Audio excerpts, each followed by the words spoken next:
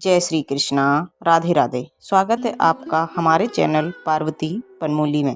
आज हम सुनेंगे भाद्रपद मास के शुक्ल पक्ष एकादशी, परिवर्तनी एकादशी या वामन एकादशी की बेहद पुण्य फलदायी व्रत कथा। तो आइए सुनते हैं। एकादशी व्रत की आप सभी भक्तजनों को हार्दिक शुभकामनाएं। परिवर्तनी एकादशी का व्रत बेहद पुण्य फलदायी माना जाता है। इस व्रत को उपवास करने से मोक्ष की प्राप्ति होती है। इससे सभी पापों का नाश होता है। इस दिन भगवान विष्णु और माता लक्ष्मी की पूजा का विधान है। इस दिन भगवान विष्णु के वामन अवतार और भगवान गणेश की पूजा का विधान है।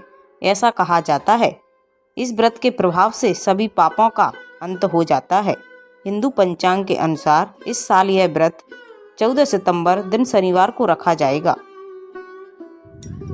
आइए अब सुनते हैं बेहद पौराणिक कथा।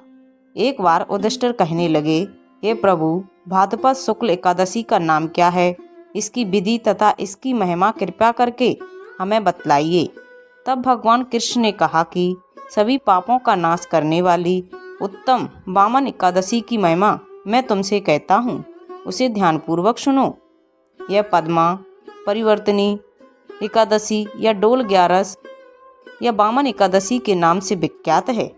इस एकादशी का व्रत करने से वाजपेयी यज्ञ के समान फल प्राप्त होता है। पापियों के पाप नाश करने के लिए इससे बढ़कर कोई उपाय नहीं है। जो मनुष्य इस एकादशी के दिन मेरी यानी वामन रूप की पूजा करता है, उससे तीनों लोग पूज्य होते हैं। इसलिए मोक्ष की इच्छा करने वाले मनुष्य को इस व्रत को अवश्य करना चाहिए। जो कमल नयन भगवान का कमल से पूजन करते हैं, वे अवश्य भगवान के पास जाते हैं। जिससे भाद्र शुक्ल एकादशी को उपवास और पूजन किया करते हैं, उसने ब्रह्मा विष्णु सहित तीनों लोकों का पूजन किया है। इसलिए हरिवासर अर्थात एकादशी का व्रत अवश्य करना चाहिए।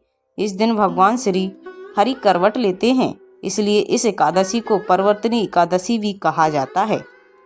मुरलीधर के वचनों को सुनकर युधिष्ठिर बोले कि हे भगवान, मुझे अति संदेह हो रहा है कि आप किस प्रकार सोते हैं और करवट लेते हैं तथा किस तरह राजा बलि को बांधा और वामन रूप रखकर क्या क्या लीलाएं की। चतुर्मास के व्रत की क्या विधि है तथा आपके सहन करने पर मनुष्य को क्या करना चाहिए, इससे आप मुझे विस्तार से बतलाइए। तब श्री कृष्ण ने कहा कि हे राजन, अब आप सब पापों को नष्ट करने वाली कथा का श्रवण करें। त्रेता युग में बलि नामक एक दैत्य था। वह मेरा परम भक्त था। विविध प्रकार के वेद सूत्रों से मेरा पूजन किया करता था और नित्य ही ब्राह्मणों का पूजन तथा यज्ञ के आयोजन करता था। लेकिन इंद्र से द्वेष के कारण उसने इंद्रलोक तथा सभी देवताओं को जीत लिया था। इसी कारण सभी देवता एकत्रित होकर सोच विचार कर भगवान के पास गए। बृहस्पति सहित इंद्र आदि देवता प्रभु के निकट जाकर और नतमस्तक होकर वेद मंत्रों द्वारा भगवान का पूजन और स्तुति करने लगे। इसलिए मैंने वामन रूप धारण करके 5वां अवतार लिया और फिर अत्यंत तेजस्वी रूप से राजा बलि को जीत लिया। इतनी वार्ता सुनकर राजा युधिष्ठिर बोले कि हे राजन, आपने वामन रूप धारण करके उस महाबली दैत्य को किस प्रकार जीता? तब भगवान कृष्ण कहने लगे कि मैं बलि से 3 पग भूमि याचना करते हुए कहा कि हे, मुझको 3 लोक के समान हैं और ये राजन, यह तुमको अवश्य ही देनी होगी।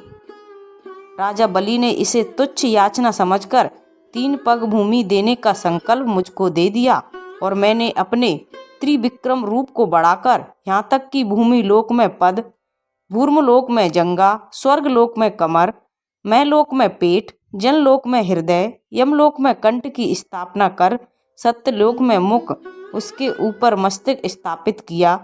सूर्य, चंद्रमा आदि सब ग्रह, गण, योग, नक्षत्र, इंद्र आदि देवता और शेष आदि सब नागगणों में विविध प्रकार से वेद सूक्तों की प्रार्थना की।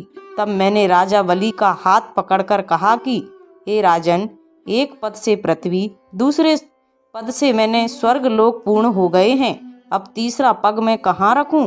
तब राजा बलि ने अपना सिर झुका दिया और मैंने अपना पैर उसके मस्तक पर रख दिया, जिससे मेरा वह भक्त पाताल को चला गया।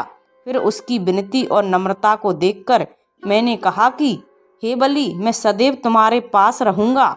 विरोचन पुत्र बलि से कहने पर भाद्रपद शुक्ल एकादशी के दिन बलि के आश्रम पर मेरी मूर्ति स्थापित हुई। इसी प्रकार दूसरी क्षीर सागर में शेषनाग के षष्ठ पर हुई। हे राजन, इस एकादशी को भगवान सहन करते हुए करवट लेते हैं, इसलिए तीनों लोकों के स्वामी भगवान विष्णु का उस दिन पूजन अवश्य करना चाहिए। उस दिन तांबा, चांदी, चावल और दही का दान बेहद शुभ माना जाता है।